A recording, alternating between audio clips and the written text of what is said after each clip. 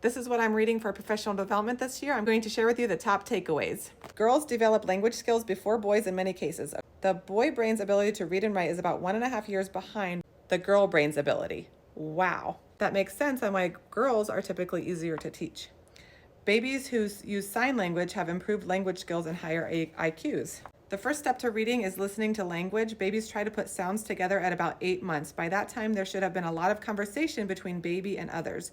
Books should have been read on a daily basis. All of these things do make a difference. So I've had questions on when do you start reading to your child? When they're born. You read from the time they're born. Books must be present in the home and read to an infant and toddler in order for them to develop their vocabularies, have background knowledge, and develop an appreciation for the sounds of the words. During those first few years, it's important to talk to the baby, explain exactly what you're doing and why. So this is really, really huge. It's something called the 30 million word gap. And actually that research is in here as well. According to Hart and Risley, that's in 1995, the limited vocabulary of children of lower socioeconomic status comes from the lack of elaboration during conversations with parents and caregivers. Their research states that children from professional families hear about 11 million words per year. Middle-class children hear about 6 million words per year. Welfare children hear about 3 million. Children that hear more words before age 3 will experience improved student achievement later in school. So talk to your child, read, sing, sing. It's so important. Oh, you know what? That's what it says up here. Talk, read. Read to the child every day. Sit the child on your lap and read into his or her ear. This way they see the appropriate way to hold a book. Sing. When you talk to babies, look directly at them and pause for responses. Read nursery rhymes, rhyming storybooks. This one's good. Helping students identify similarities and differences is the #1 way to raise student achievement. I thought that was really interesting. I did not know that.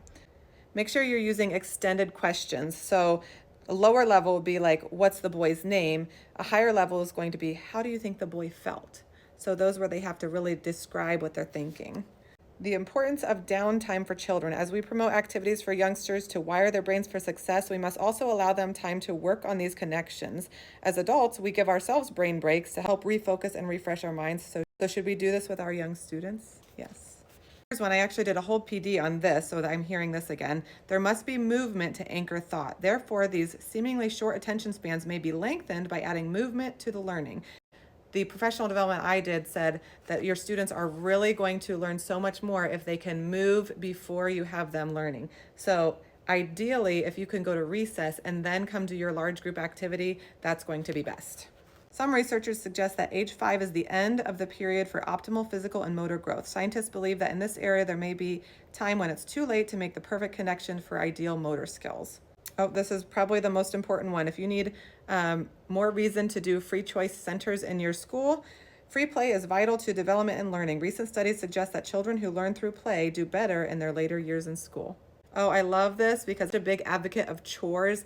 I also read a study, look, I'm giving all these studies. 85% of the people in this study had to do chores as a kid, but out of those 85% that had to do chores, only 20% of them make their own kids do chores. Chores are a huge way that you can help your child feel needed and part of the family. It gives them responsibility and it gives them a good work ethic. A University of Toronto study found that kids who have routine chores to do are likely to be more considerate of others. Those are my takeaways.